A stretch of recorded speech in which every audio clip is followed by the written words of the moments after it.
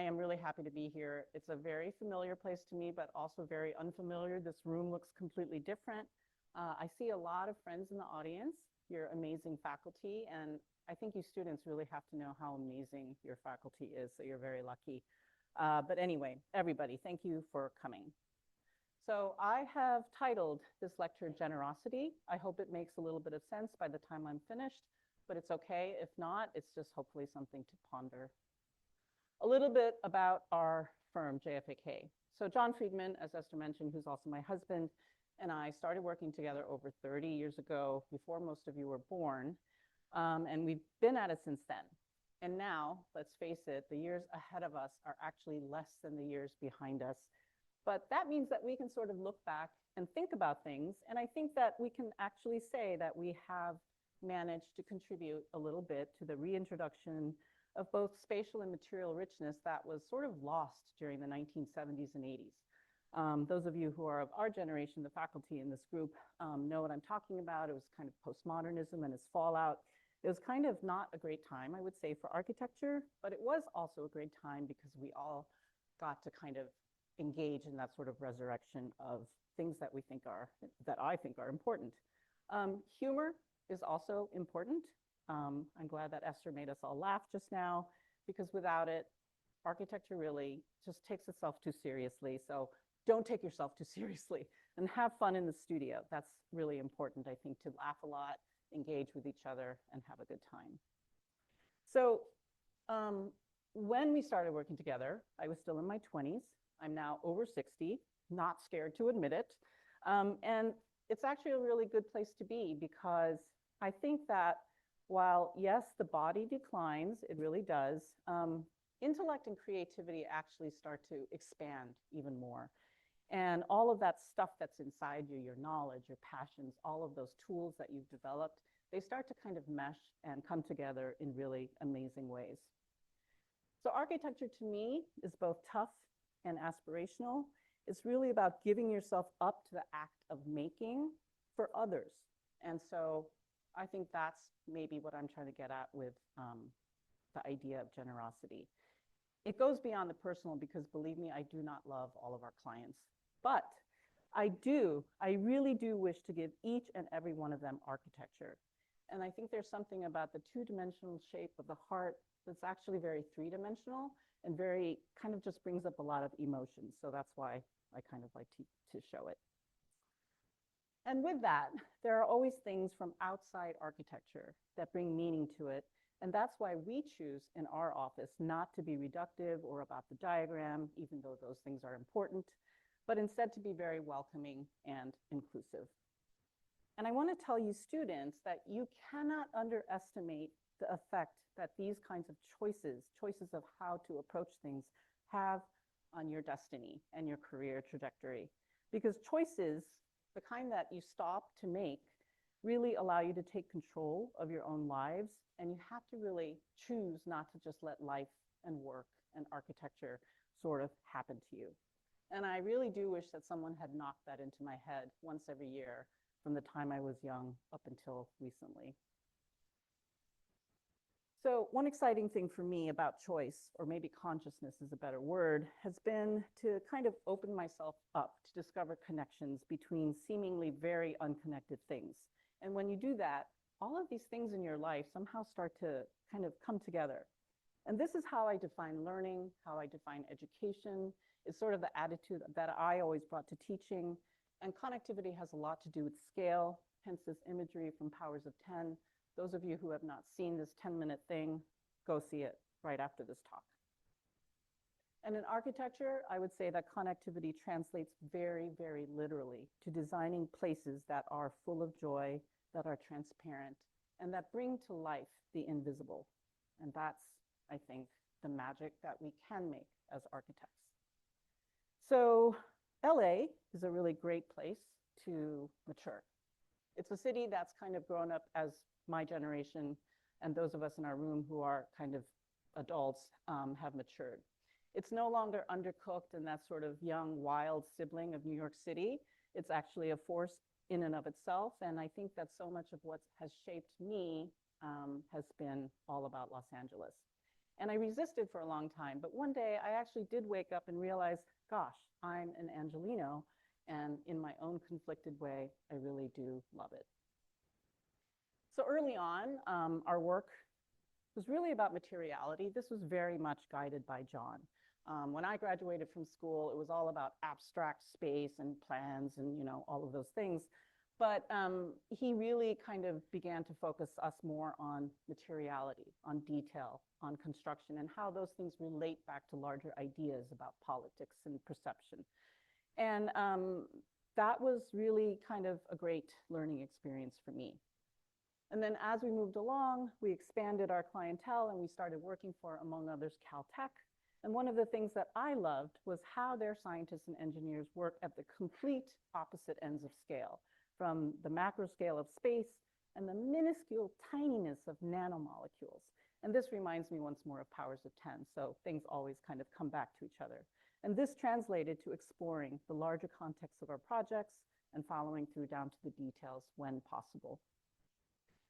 Much of what Caltech scientists and architects, of course, do connects back to sustainability. And our world, I would say, suffers from 4 major things that are all connected: hunger, poverty, overpopulation,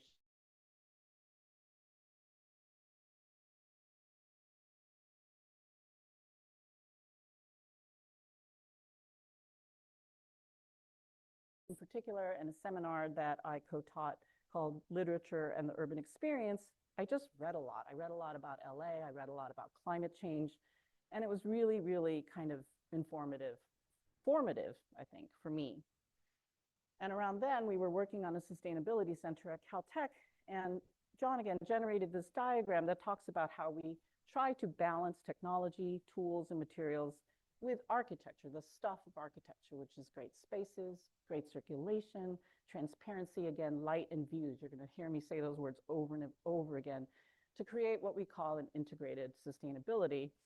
And in doing this, kind of the challenge of design we realized was going away from pure form making, which we think is a good thing, and really became more about connecting out to the city and trying to help build local communities or strengthen them around common goals, because all of a sudden humanity has something common to fight for. So there was this transition to seeking out projects that would really be out there in the city. And I think when Esther was referring to public work, this is sort of the time when our work started to transition to being a larger percentage of it being more public and civic work. And that included public schools for the LA Unified School District. Those projects came with the opportunity to help kids start to make their own connections and make their own discoveries. And to discover the power of identity and communication, because we think that that is really one of the powers, the superpowers of architecture. So when I circle back to that idea of generosity, I think, well, maybe we practice architecture very simply to just give everyone we can a heightened awareness of space and to kind of just make places where people can be happy. And for me, perhaps that is really enough. So through that lens, I'm going to look back and bring us to the present, and I'm going to show some of the projects that are most important, I think, to me, not because of what the products are, but also because of the kind of role that I played in them and what I learned from them. So this first one is a nightclub. It was completely interiorized. And this is a truly vintage, quintessential John project. And I think he would say that it's a project about seeing and being seen. But I show it because even after so many years, I learned more from this project and his process than any work or project since. And that, and I really, you know, in thinking about this, that's actually a pretty major thing, I think. Surfaces in this project became opportunities to look at reflections and mirroring and perception. And we inserted all these architectural moments using detail and material to create many different experiences within this one enclosed, sealed environment. So at Sugar, users found themselves embedded in the architecture through reflections and confrontations. And this is a still image from the movie Paris, Texas by the vendors. And this, I think, was John's biggest inspiration because the relationship between the Nastasia Kinski and the Harry Dean Stanton characters is just so ambiguous and so complex. And this one image really captures that. And I think we learned also that these small interior projects are the perfect vehicle to explore process and detail. So here we have a lot of plastics that establish effects. They weren't in wide use back then. This is actually over 20 years ago. But here in LA, we could actually literally just get into our cars and drive over to warehouses and pick them off the shelf and buy them really cheap. And we used T-bar and we inserted cool materials into them. So we were using off-the-shelf materials to create something new, and that became a really standard way of working. I actually think that that's something that LA architects are able to do more than architects in other cities, just because, again, of the sort of mobility that we have. And recently, I started calling this kind of process everyday innovation. And I put a name to it because innovation, for me, had become such an overused word. It was usually it's reserved for component-based or digitally sophisticated stuff, which is all very expensive. But to me, innovation is really about how you solve problems, how you can make magic with very little at hand sometimes. So another important lesson. In the woman's room, this is a little bit of humor here. There's just a plastic wall separating someone putting on makeup or washing their hands from the public hallway. And there's a hole in the middle of the mirror where you're supposed to see your face. But you just get a brick wall where you expect that mirror and a nail that was existing. We just sort of left it there. So again, how do you see yourself? How do you see others, and how do others see you? So fast forwarding 8 years. This is a project that was super influenced by sugar. But for me, this project was very, very personal because I got to know the client so well, and I actually did fall in love with them, truly. And plus, all of the lessons learned from Sugar and from John and the work we did in between had to be applied in a big way. And I guess this one was kind of on me. So the Guggenheim building at Caltech is historically protected. It was designed by an architect named Bertram Goodhue, but it was also home for many decades to a huge wind tunnel, a 46-foot high by 100-foot long thing that was so cool because practically all of the airplanes that were developed in Southern California from 1930 on, including warplanes and planes from the Douglas Aircraft Company, were tested here. So this wind tunnel was decommissioned in 1997, so we never actually got to see it. We only got to read about it and look at pictures. But part of the project was to fill in that 46-foot high void and add continue the sort of second floor in the middle of it, and then actually just establish a new kind of sense of place for this department. So on the right is the historical facade, complete with representational little airplanes flanking the front door that symbolize what's going on inside. And what's going on inside was totally anti-historical. It was really the most forward-looking, world-class aerospace engineering in the world. And on the left is our transformation of their lobby. So at Galsit, and I think I said this at the beginning of the talk, at Caltech, the aerospace engineers and scientists, again, they're working at the extreme ends of scale with nanomolecules, cells, and atoms, as well as with space structures and the concept of infinity. So what kind of blew me away was that they're coming up with cures for cancer, as well as figuring out how to send us to Mars and beyond at the same time. And I just sort of love that. Institutions like this, and this is true all over the world at all colleges and universities, they need identities. They need bold identities that are of the moment to help in recruiting, attract faculty, and generate funding. Here at USC, they're very, very good at that. So what we did was to use the sort of seminal aerospace concept of flow, which is very broad, to sort of insert new architectural elements into the different areas of the building, mostly in the form of ceiling structures, and sort of also honor that old wind tunnel. And the reason we had so many different kinds of things going on in this building were because there were so many different scientists who wanted to be represented in the project. So it was relatively political, and we had to kind of create these individual things within the project. But what holds it all together, we think, is this beautiful existing concrete structure, which by the 1970s and 80s had been completely covered up with chipboard, with these awful kind of little postmodern sort of, motifs everywhere. So we took it all off. And I think ultimately that our goal, as for any architect worth their salt with any adaptive reuse project, was to create a new whole that was greater than the sum of its parts. So it was, and I'm happy to say remains, I think, a very interesting project. The lobby ceiling construction, we used CNC milled freeform panels, digital form finding. So it was actually really exciting. It was our first time where we could actually use digital tools to actually make a functioning space. And again, we used the existing columns to direct the flow of the inserted dropped ceiling in the lobby. We used wall and ceiling graphics to kind of really add some texture and humanize the space and bring the scale down to the level of the students. And then in the second floor, for instance, we used the idea of cellular floor, which defines this interactive space. But also interesting was the fact that this floor and this one, which was sort of the geometry of which was inspired by the Delta stealth bomber, which had been partially engineered and designed by the donor for this floor, was all done with analog construction, nothing digital about it. It was steel stud construction.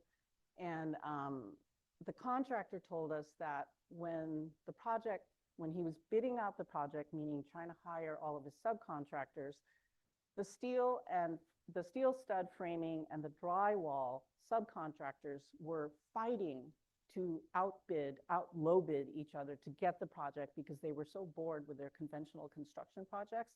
And they saw these drawings and they thought this would be really fun.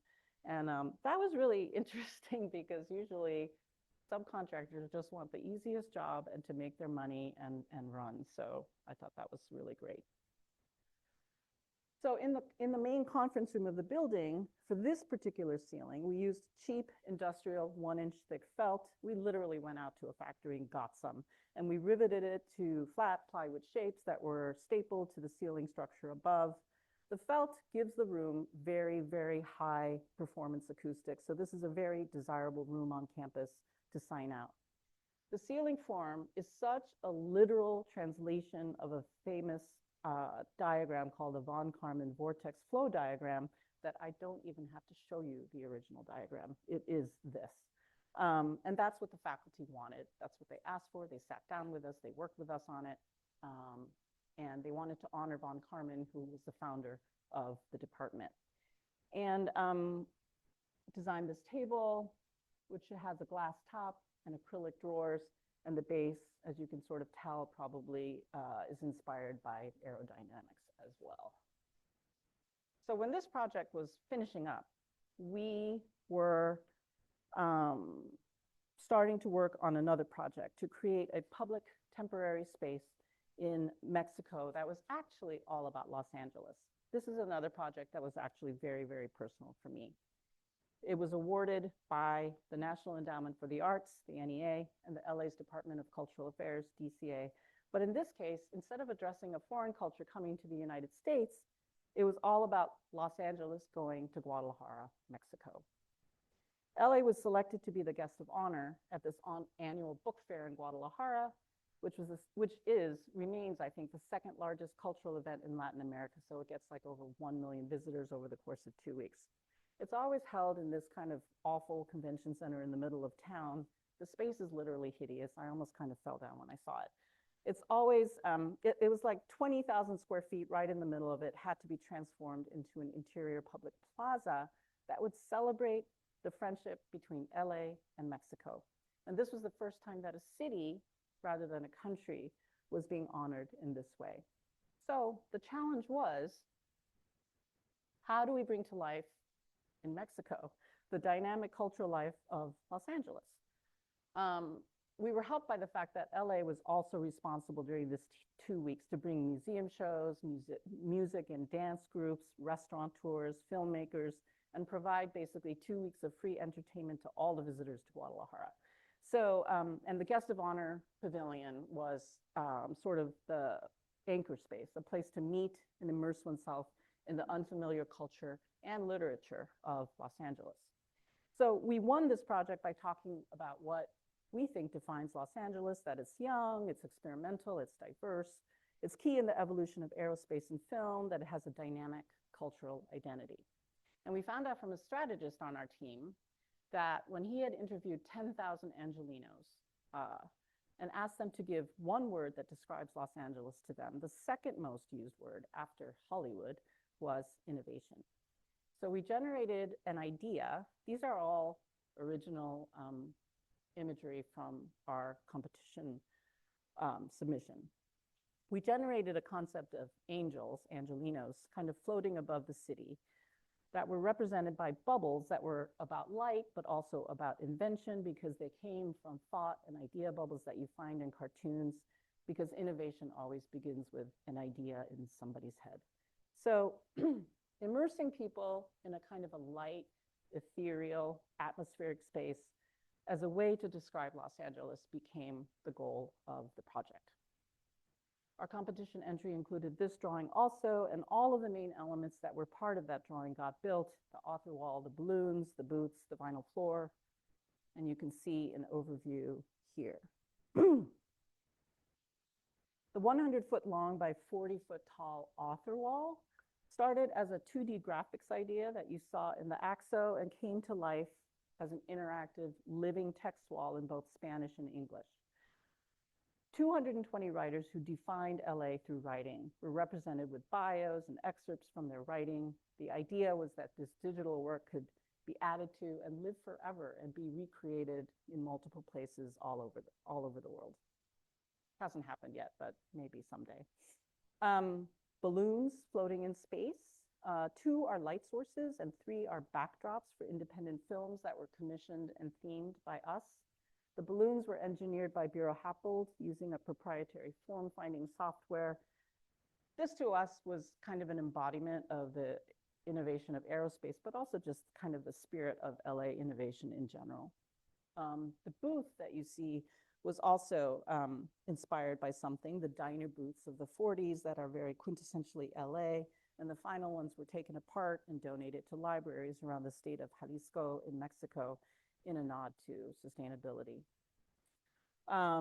We did also add an element. We needed someplace to put books, so we added these towers, which are admittedly a very crude reference to Mayan temple architecture, but you know, they did the job. Everything is held together by this kind of recycled vinyl flooring that was just rolled out and cut on site to cover that really unattractive brown marble of the convention center, but it also kind of really did hold everything together. The geometry was a Voronoi that defined these sort of loose zones without being restrictive. Each of the cells either held a booth or tower on the ground level or a balloon above, but not both. So it was actually fairly organized, but it was also very loose and flexible of a project that felt both casual and intellectual when in it. Those of you who have met our kids, that's our oldest one when she was little, which gives you the age of this project. All right, here I might need a little help. I'm just gonna play this little video, which gives me a chance to. So the project was super, super low cost, and it used off-the-shelf materials, again, coupled with technology, really. And one of the most fun things was that we were able to call on this kind of great array of technologists and artists centered in Los Angeles, many of whom were our friends or past collaborators or even clients, and filmmakers. There was an interactive artist who brought the author wall to life. We had a DJ, Tom Schnabel, very well-known LA DJ. He created a soundtrack that was always playing in the space, LA soundtrack. Engineers, fabricators, the writer David Yulin, you know, all of this stuff ended up creating this sort of space that we think actually did manage to establish sort of a temporary identity for the entire city of LA. So that was really fun. The other way that that project worked was that it was turnkey. The NEA and the DCA basically handed us a pot of money and said, just do it. Don't make us stress out about this. And they just showed up 3 days before the project opened. That was amazing. I mean, you guys don't know how amazing that was, but that was great. And I think between Galsit and that project, I have never had so much fun before. I mean, since, because part of it was, I think it was about respect and the freedom that kind of comes with that kind of respect. So, all right, so now I'm gonna jump ahead a few years and just share with you our largest new construction project to date that shows how much attention we pay to transparency, natural light, and connection. This gets back to kind of the stuff of architecture with a capital A. It's a 144,000 square foot new athletics, recreation, and events center.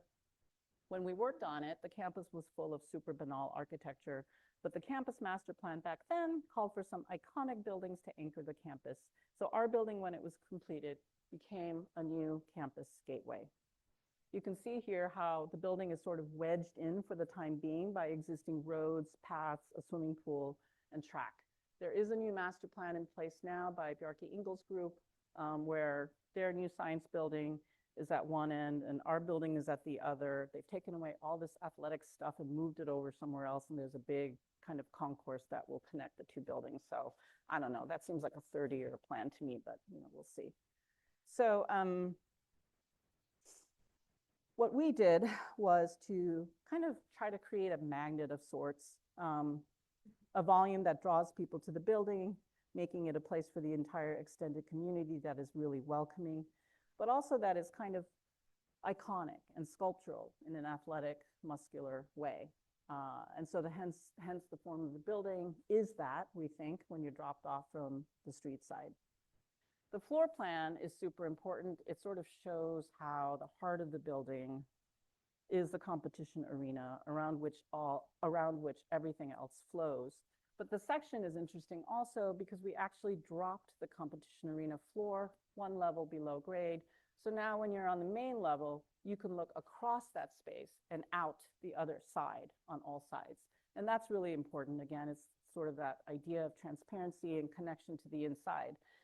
But it's also about connecting inside spaces to inside spaces. That's something that's really important because it opens up new experiences for users whenever they're in the building and changes it for you whenever you're there, every time you go. So the building becomes a little bit more mysterious in that way. You can discover what's inside from different perspectives, always looking across other spaces to other spaces. The lobby, thank goodness, is not filled with normal varsity athletics paraphernalia. It's really meant to be an inclusive space, welcoming everyone to do anything. And the lobby wall itself became kind of a symbol or identity for the building and one of the campuses as well. It's a place where people take a lot of selfies and get their picture taken on campus. The character wall itself references kind of the puzzle-like nature of research and academia, but it's also very playful. So student services of Claremont McKenna conducted a crowdsourcing exercise for us and revealed what are the 12 most commonly used languages on campus, and they also generated words that describe the college's values. And those words are inscribed on that wall. I will say that we snuck in JFAK and PCL, our contractor. Those letters are there too, but nobody's ever called us on it, so I don't know if they noticed. But the real message of the building is in its spaces. Of course, it's celebrating school colors, but it's really about placemaking, social space of all kinds, a love of stairs and circulation. And even at the very, very bottom level, we get natural light to come all the way down to the lower level where the locker and team rooms are. This is a view of the gym, both not in use and in use. It was outfitted with AV technology so it could host convocations and the like. And then here's a final image of the building from the swimming pool, which apparently is going to be going away at some point. So it's existing. All right. So now we come closer to today. And we recently completed a project for the city of Palm Springs. It's also new construction, but it also includes some renovation. it has 80 transitional residential units for unhoused individuals and families that are contained in new modular prefab buildings, along with a 50-bed overnight shelter in this kind of smaller warehouse up here, and then case management, job training, and services like laundry and things like that in this building that we call Building 24 because it's 24/7 services. So if you look at the aerial, you can see that these buildings, along with parking and outdoor spaces, Esther was our landscape architect on this project, make up a sort of campus setting. You can see a very simple, direct approach to site planning with one diagonal here, kind of cutting across it that has a lot of impact. So residents are called clients, and they enter the center from the street into the Building 24. The smaller warehouse to the right is the one that contains the emergency shelter. The interior of the main warehouse is literally welcoming, with a wide corridor that hopefully will host events and seating and activities of all kinds. They're actually still breaking in this building. Residents just moved in, I think, last November. A large commercial kitchen opens out to a multipurpose dining and gathering space with movable tables. And you move through this space to then exit out the other end where you get the transitional housing units in these modular bars. And there, you come out and you really feel the full power of this incredible landscape.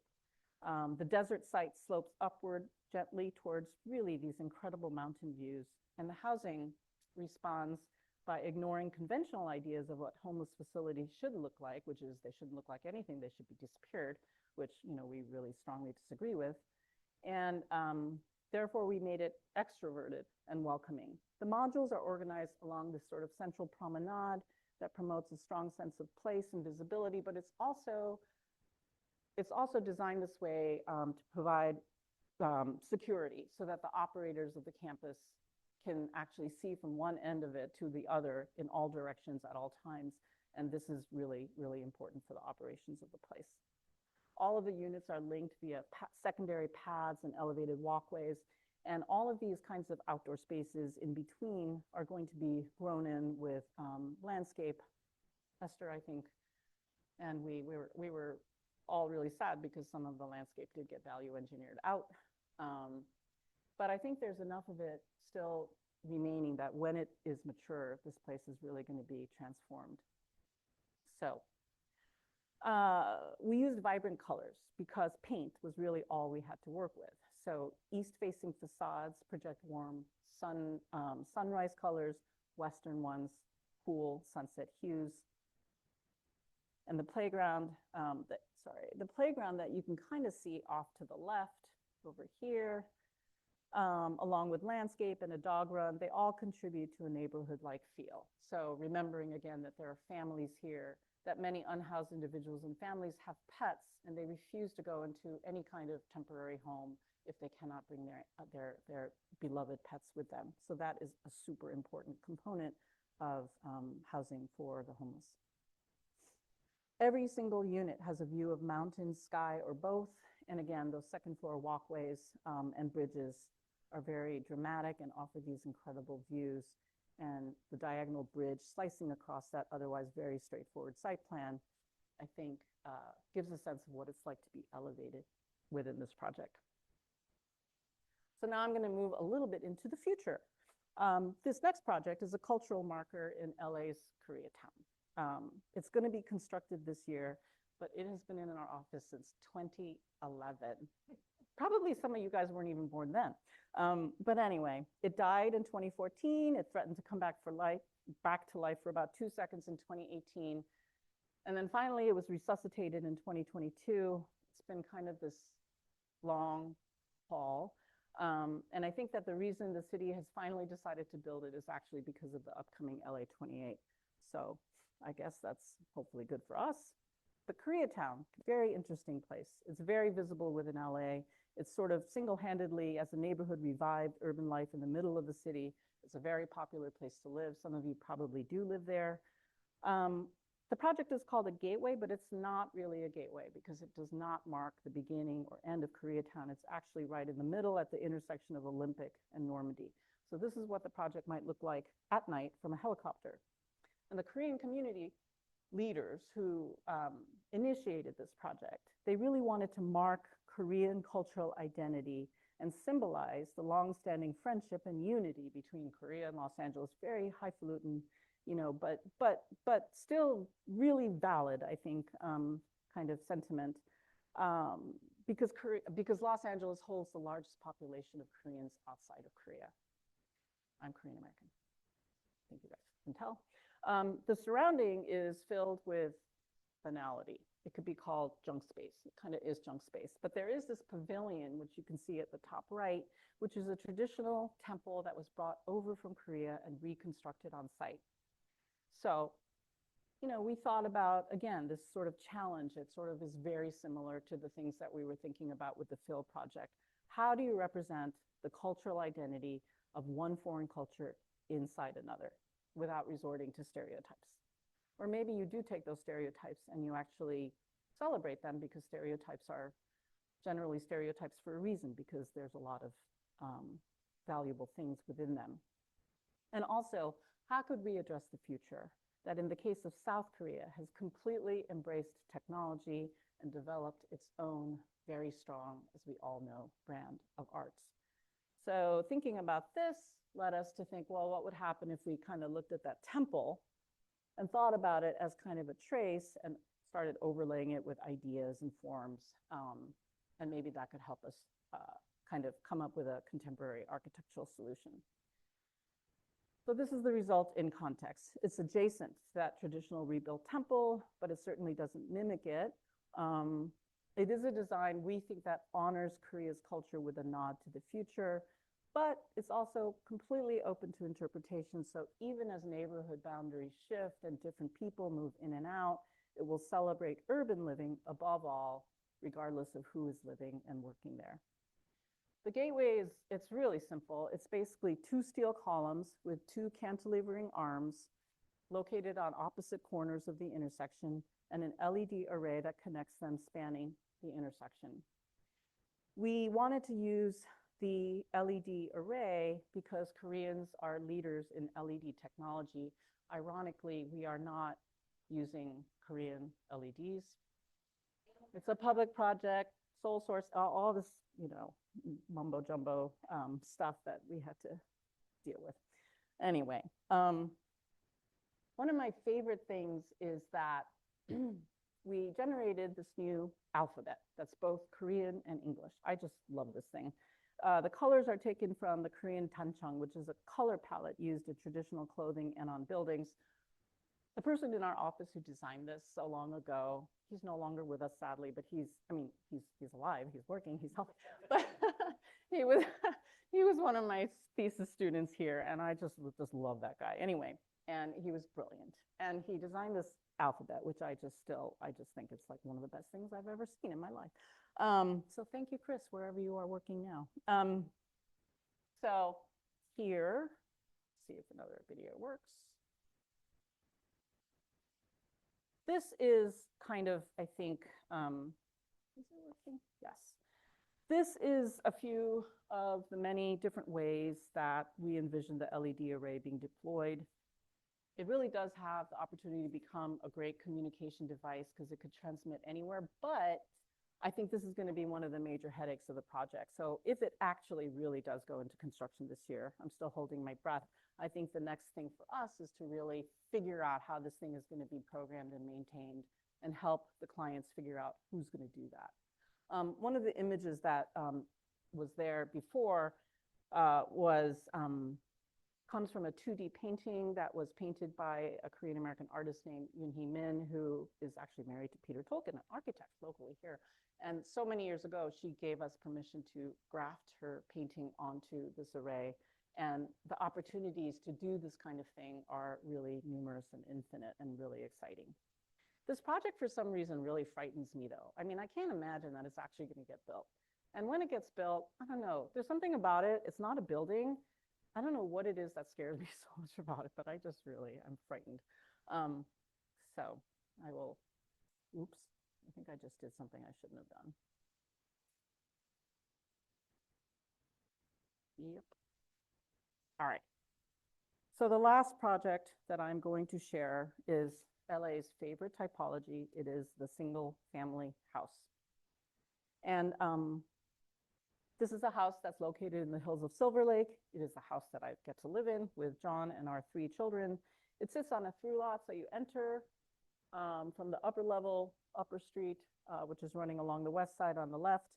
And at the bottom is garage topped by an ADU and a roof deck on the east.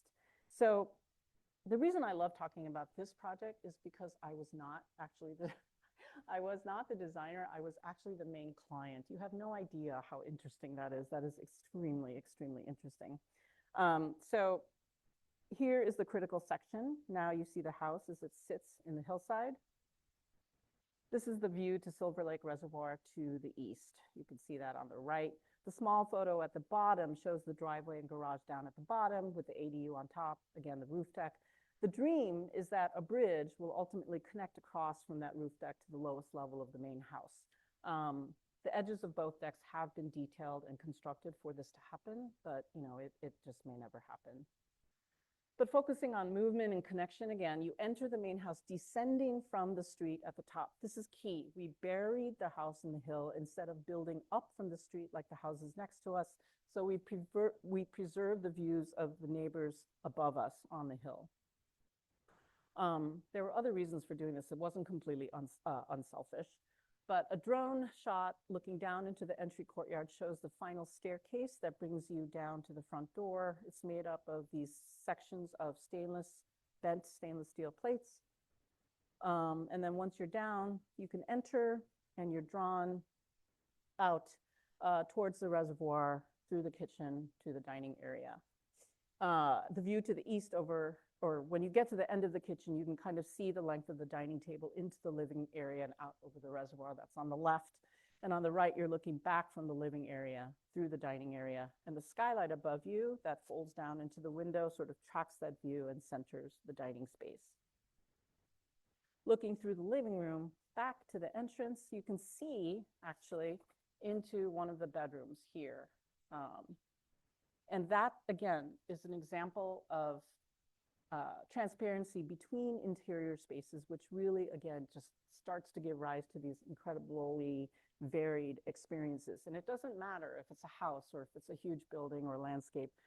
These moments, I think, can make architecture sort of can make architecture, basically. The other thing is that by burying the house in the middle of the hill, the views that we get side to side, you can look out this window, is just all greenery. It's like the kind of trees of the house next door. So instead of looking into somebody's bedroom right next door, we're actually looking into their hill that's planted. And so it feels like we're living in a forest rather than in a dense urban lot or suburban lot, depending on how you define LA. This is that bedroom that you just saw into. This is, again, this is that view back into the living room over the void of the main stair. And this is, again, you're looking out into trees, not into somebody else's bedroom that is right next to yours. This is the bathroom that's divided into 2 separate rooms when guests come over, using a glass door and a window shade. And mirrors provide reflections and expand the small spaces. This harkens all the way back to, I think, Sugar. And one of my favorite photos is this relatively messy one taken from the next level down, looking back up the main stair. The stair splits at the landing, and you can come down the main stair, or you can go the other way into a home office here, and you can continue kind of like climbing down this stair made up of shelving to hold CDs and things like that. That photo was taken from the doorway to the primary bedroom, which is this. And then when you get all the way downstairs, you just find a flexible family room. The house is actually designed so that if there's a major catastrophe, every single level can operate as its own living unit. So every single floor has water and gas and can function self-sufficiently with a little bit of work. One way of being sustainable in the context of a place like LA or any other city really in the world right now is that you want to densify, and 4 families could actually live on this property without getting in each other's way.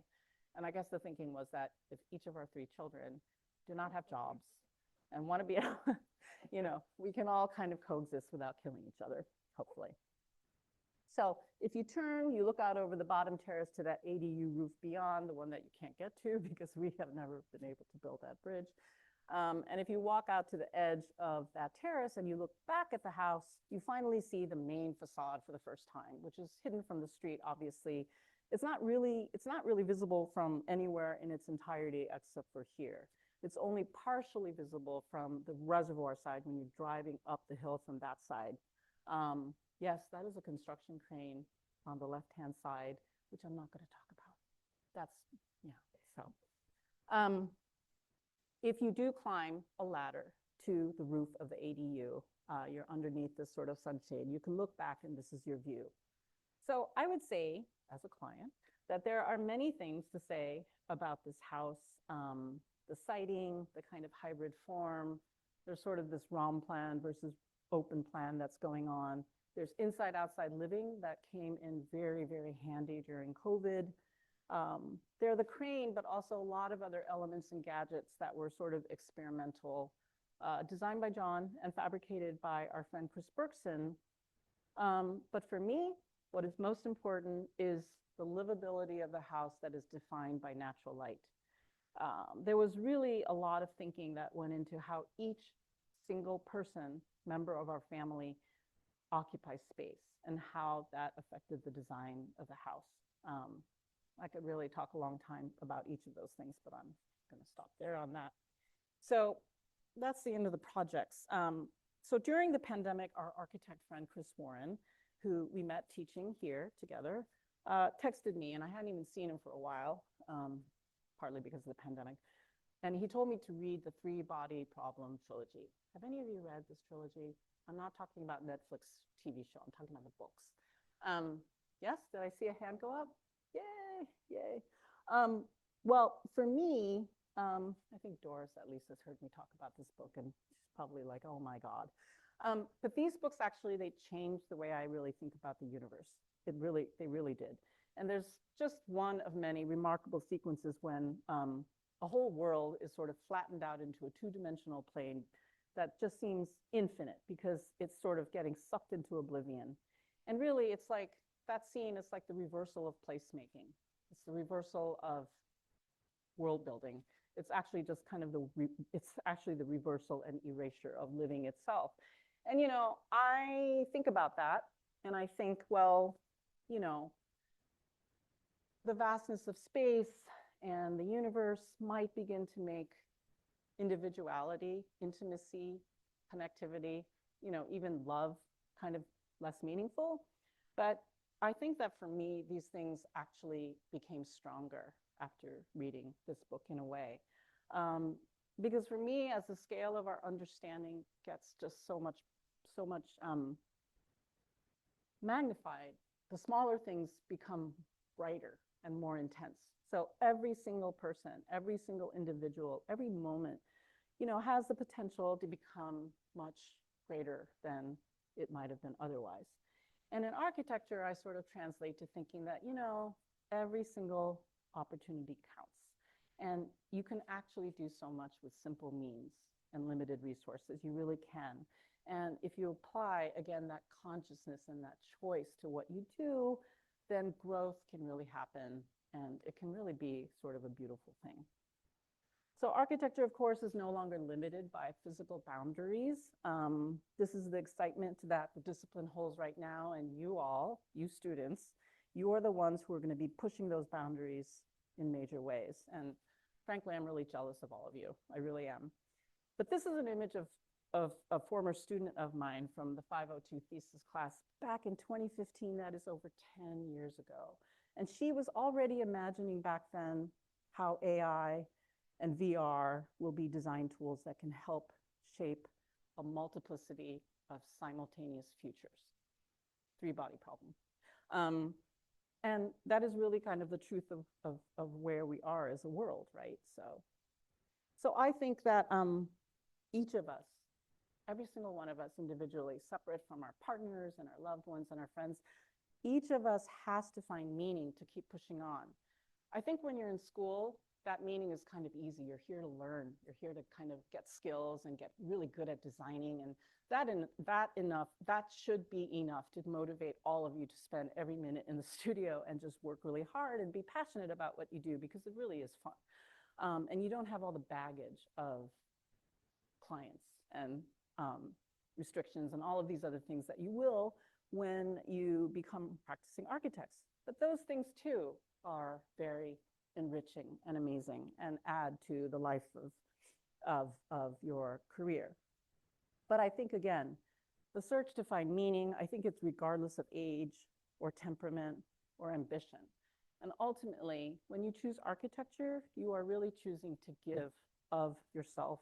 You are choosing to be generous, to make spaces that bring people joy. But generosity has embedded within it sacrifice. It is a deliberate thing that you do. It is not easy. You actually have to, again, you have to make that decision to do it. So I want to apologize because I realized last night that I was going to end up talking about everything, which is what I've done, which means that I've probably talked about nothing for many of you. So maybe I should have titled this lecture Everything and Nothing. But that was my choice to do this. And I thank you for being a captive audience. Thank you very much.